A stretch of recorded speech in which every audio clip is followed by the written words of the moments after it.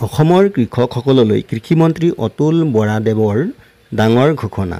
অসমৰ কৃষকসকললৈ ভাল খবৰ আহিছে।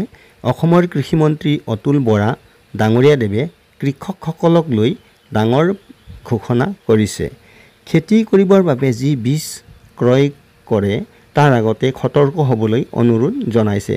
অসমৰ কৃষক ৰাইজৰ খেতিৰ বিনিয়োগ আৰু শ্ৰম যাতে অথলে নাযায় তাৰ বীজ কিনাৰ আগতে খেতিয়কসকলে সদায় এই কথাবোৰ মনোযোগ দিয়া উচিত হ'ব। বীজ প্ৰমাণিত কৰাৰ বাবে ব্যৱহৃত নিৰ্দিষ্ট টেগ চাইহে বীজ কিনিব লাগে।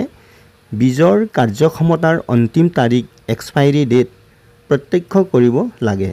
কিনাৰ আগতে বীজৰ পেকেটটো অক্ষতভাৱে আছেনে নাই চাই ল'ব লাগে। কেৱল অনুজ্ঞাপ্ৰাপ্ত বিক্ৰেতাৰ পৰাহে বীজ কিনিব লাগে। বীজ পৰীক্ষণ কেন্দ্ৰলৈ গৈও বীজ পৰীক্ষাৰ সুবিধা গ্ৰহণ কৰিব পাৰে। অধিক জানিবৰ বাবে কৃষকসকলে ওচৰৰ কৃষি বিষয়াৰ সৈতে যোগাযোগ কৰিব পাৰিব।